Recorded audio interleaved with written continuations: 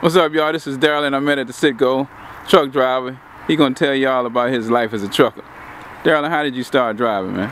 I started in the, driving in the military in 1989. I drove throughout my military career, and in 1997 when I got out, I became a professional driver. How long you been driving now?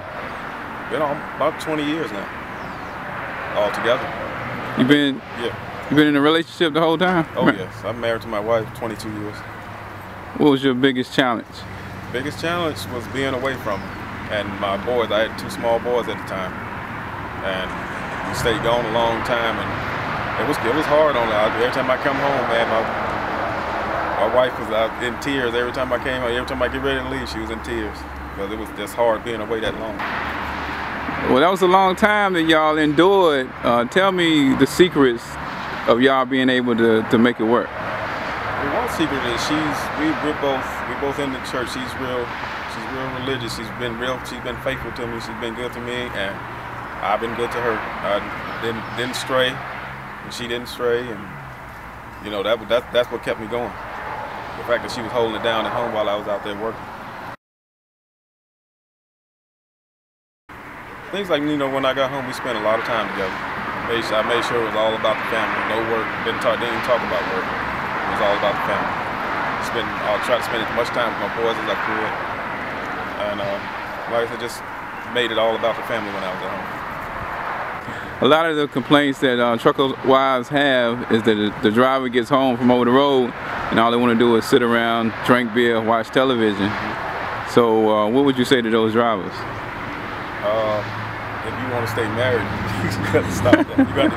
You're gonna have to make time for your family. You always put your family first. You have to get out there. You have to get out of that little routine that they do when they come home. Just as soon as they get home, they want to kick back and have a cold one and not do anything. But you need to make it about you. You need to put your family first. You know. So are you saying that you kind of felt like you wanted to do that too? But I did. When I first did, I did it. But I seen the problem that was causing. My wife came to me and she said, you know, when you get home, you don't do anything. All you do is sit around for the 2-3 days that you're here. You don't spend no time with us, and that got me out of that. You know. I'm glad you said that, because that is the advice that I give often, is that the wives need to let the guy know. Because did you know how much of an issue it was until she told you? No, I didn't think that was a problem until she came to me. A lot of times they say that they don't talk too much about how much of an issue it is because they don't want to be a distraction and don't want to make them feel bad about doing it. And that's what I figured, that a lot of times the driver don't really know how big of an issue it is. It's kind of a catch-22. It's good that, you know, they not trying to be a burden or whatever, right. But at the same time, you got to communicate. Yeah, when you're gone for weeks at a time. Yeah. Only home for 2-3 days. So that's awesome. And so you wasn't able to tell at all, or could you tell that something was wrong? Or? No, I was just I mean, it's just like all truck drivers. We just in our little world, man. We get out of that truck, we want to come home, we want to kick back and catch up on the TV that we missing. You know, just kick back and lay back. I said, man, we should go out. We should go somewhere. I said, honey, I done been everywhere. I don't want to go nowhere. It was like that for a little while, and then she came to me and said, you gotta have to spend some time with us. You gotta do something. I can't keep going through this. So I got out of that. I got out of that rut, and I made it all about the family when I got home, and that got me through the next 4.5 years. What happened 4.5 years?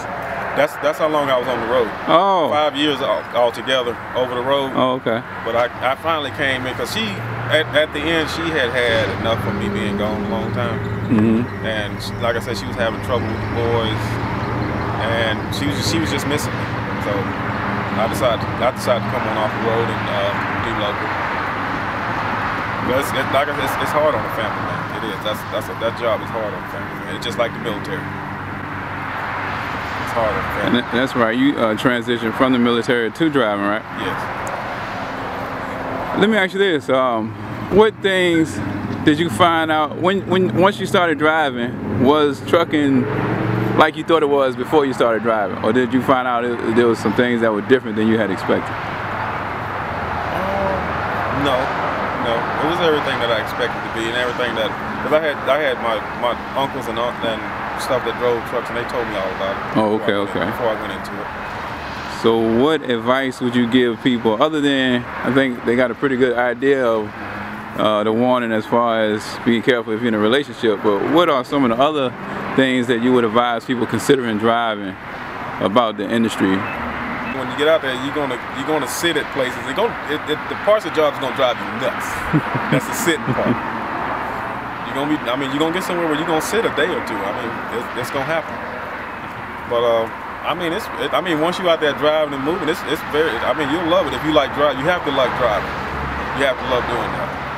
And if you love driving, I think you'll love trucking. But like I said, if you're a family man, please, when you get home, make it about your family. And what about, so suppose some guys go out there simply because they see the advertisement about how much money they're gonna make.